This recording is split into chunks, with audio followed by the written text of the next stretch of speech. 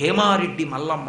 బిడ్డలు లేకపోతే ఒక రెడ్డి గారు వెళ్లి మొక్కుకున్నాడు, మల్లికార్జునుణ్ణి ప్రార్థించాడు, ఇంత ఐశ్వర్యం ఉంది నాకు బిడ్డలు లేరని. పరమశివుడు కల్లో కనపడి చెప్పాడు, శాశ్వతమైన కీర్తినివ్వగలిగినది నా దేవాలయంతో సంబంధం ఉండేది, నా అంశలో ఉన్న బిడ్డ జన్మిస్తోంది నీకని. ఆడపిల్ల పుట్టింది, మల్లమ్మ అని పేరు పెట్టారు. ఆ పిల్ల ఏ ఇంట్లో అడుగు పెడితే ఆ ఇంటి ఐశ్వర్యం అందుకునేది. ఆయన ఒక రెడ్డి గారికి ఇచ్చి పెళ్లి చేశారు. కానీ ఆ ఇంట్లో అత్తగారు ఆడబడుచు ఇద్దరికీ ఈమె అంటే ద్వేషం. ఎందుకంటే ఊరంతా చెప్పుకునేది ఈవిడ అడుగు పెట్టాకే ఐశ్వర్యం ఎక్కువైంది వీళ్ళకని. వాళ్ళు ఎలాగైనా ఈమె పట్ల భర్తకి వైముఖ్యం కలిగేటట్టు చెయ్యాలని ఒక రోజున పిలిచి, నేను ఏం చెప్పినా చేస్తావా అని అడిగింది అత్తగారు. ఆమె అత్తగారి మాటని ఔదలు దాల్చేది, చేస్తానంది. పాలెకాపుని మాన్పించాను, ఆవుల్ని తోలుకుని అరణ్యంలోకి వెళ్ళి తీసుకురా. ఆమె పరమశివ భక్తి తత్పరురాలు. పుట్టుక నుంచి ఎప్పుడూ శివనామని చెప్తుండేది నాలుక మీద. శివుడు ఉండగా నాకు భయం ఏమిటి అత్తయ్య గారు, మీ ఆజ్ఞ అలాగే తీసుకెళ్తానని ఆవుల్ని తీసుకుని వెళ్ళింది. ఆవులు మేస్తున్నాయి, ఈవిడ శివనామం